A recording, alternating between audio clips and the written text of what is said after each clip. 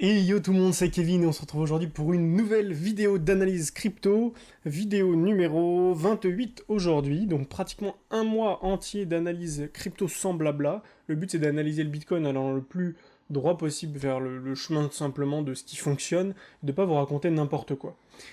Juste avant de commencer, je voulais vous remercier tous et vous montrer qu'on est passé officiellement, on a passé officiellement la barre des 200 premiers abonnés, donc c'est vraiment super cool.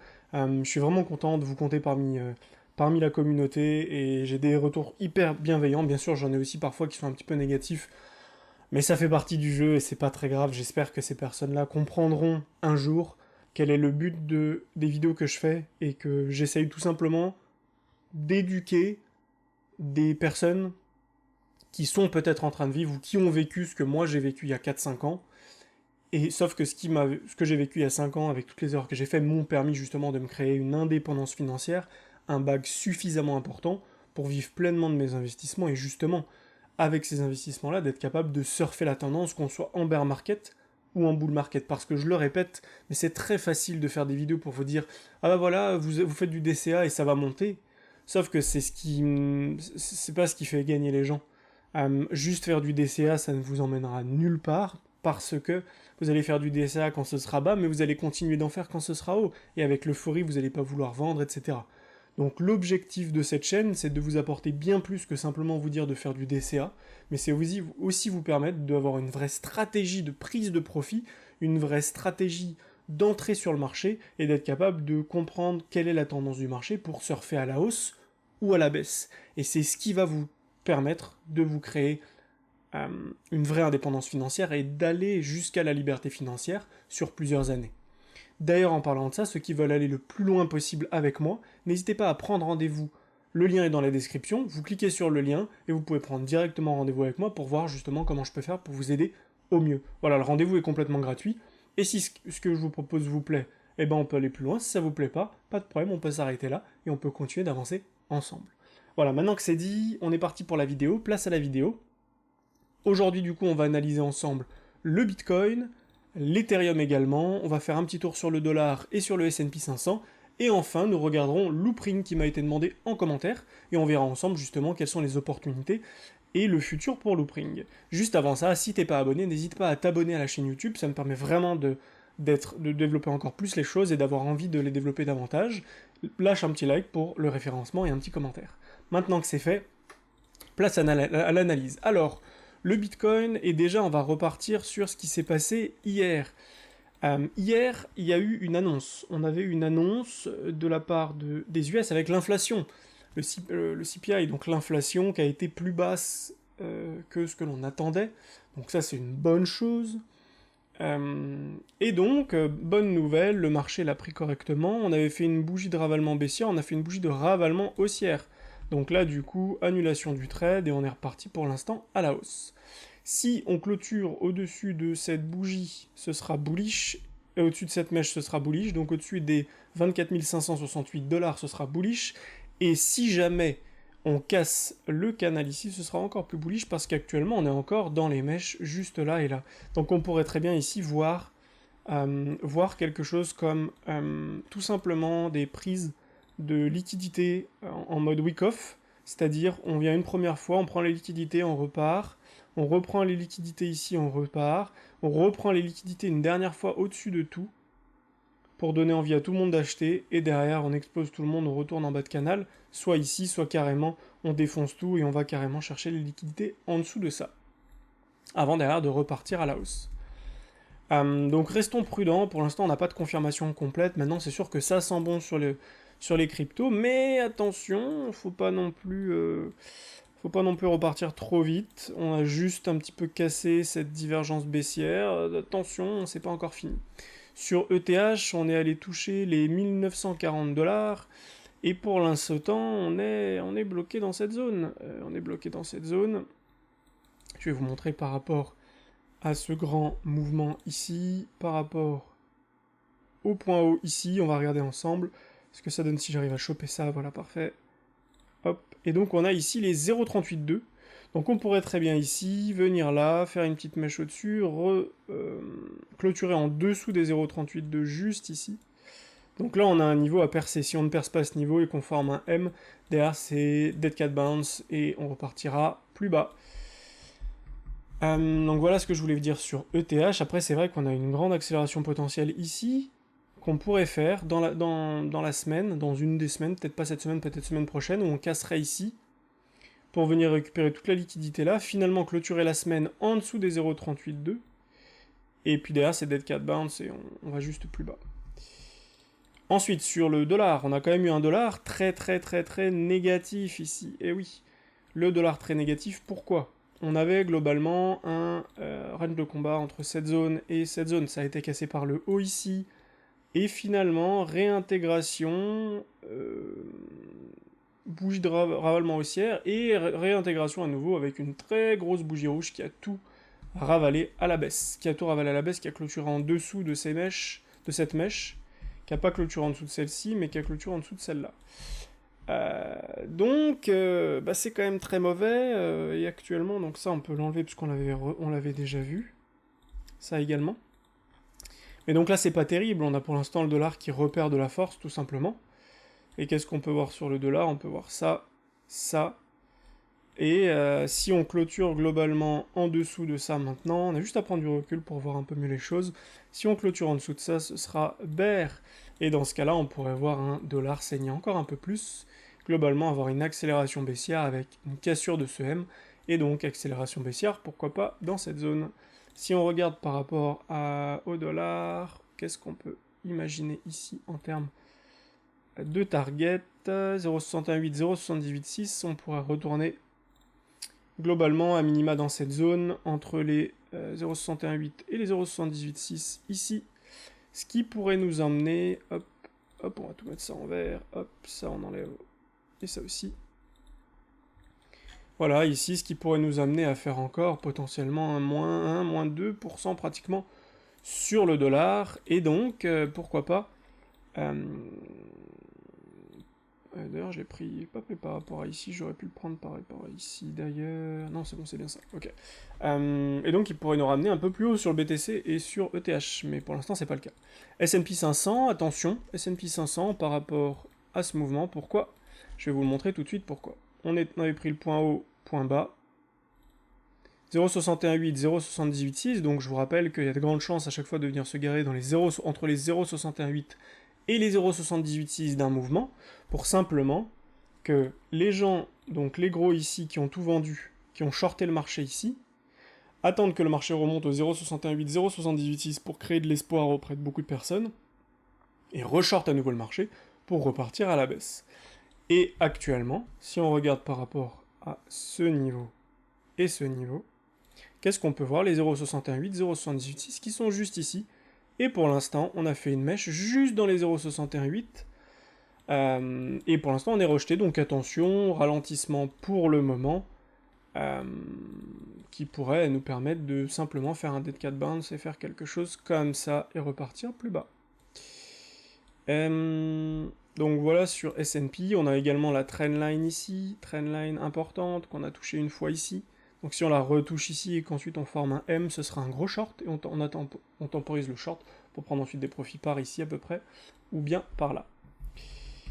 Maintenant que tout ça est dit, j'avais pas grand chose de plus à dire, maintenant on va s'attaquer à Loopring. Alors Loopring, LRC, CoinMarketCap comme d'habitude, CoinMarketCap, LRC, alors qu'est-ce que l'on a? Loopring, hop. Non, c'est pas ça. LRC, Loopring. Hop, voilà. Donc Loopring, 72e crypto, 634 millions de market cap, donc c'est pas énorme.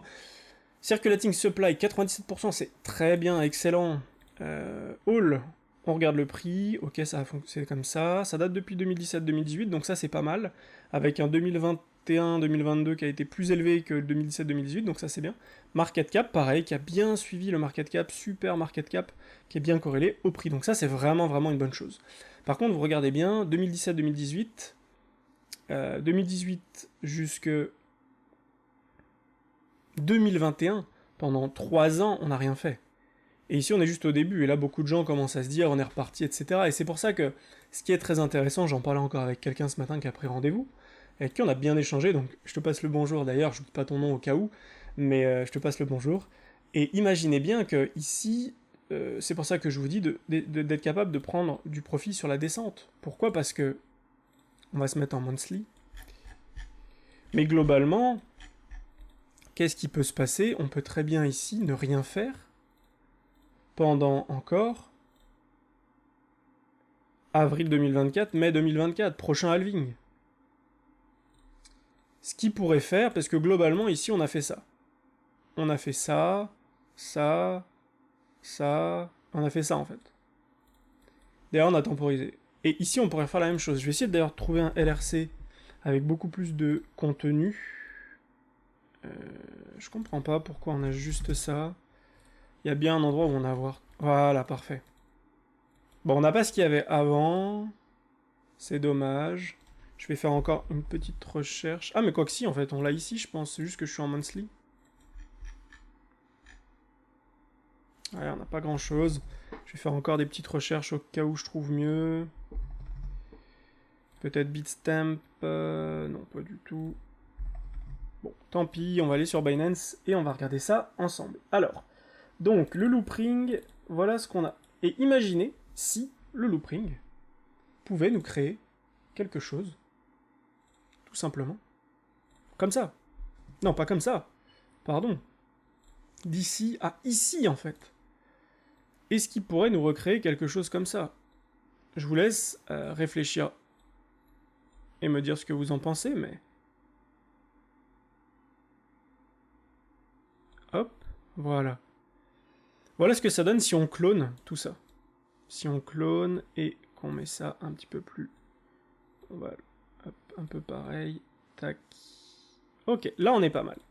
Donc voilà ce que ça représenterait. Enfin, regardez, je suis désolé, mais... Ici, on a ça, avec ça ici.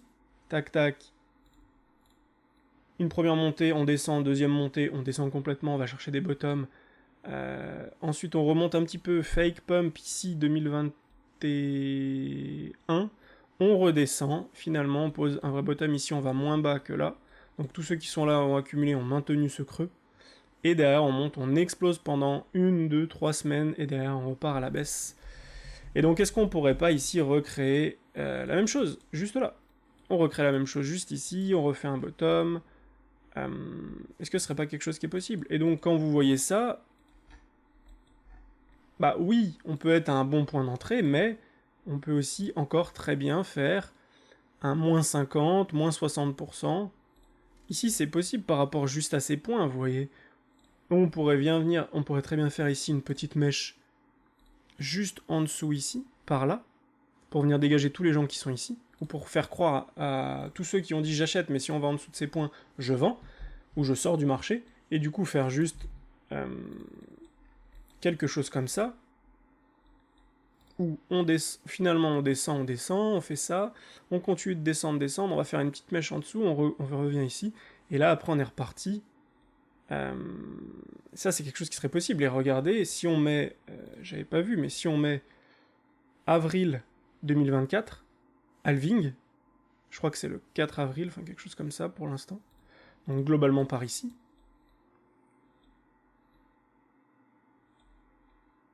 Voilà ce que ça pourrait donner.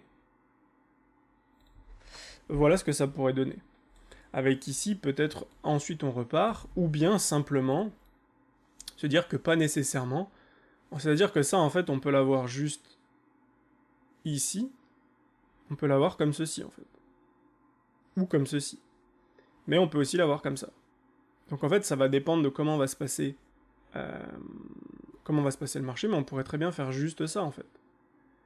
On pourrait très bien faire ça, ici, avec ici que fake pump juste avant le halving, novembre, décembre, et là ici on vient poser un bottom, on vient dégager tout le monde, et après on est parti pour faire un gros pump sur loopring.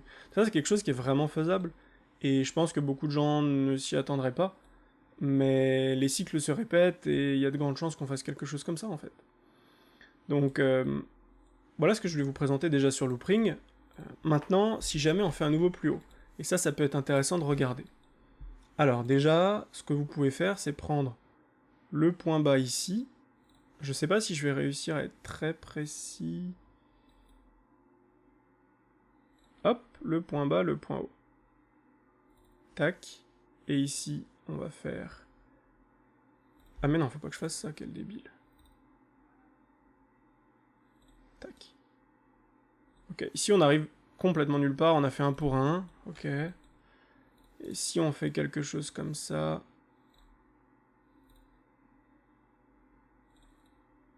Ici il est 1.23, ok, souvent sont touchés. On n'a pas grand chose ici en vérité. Ok.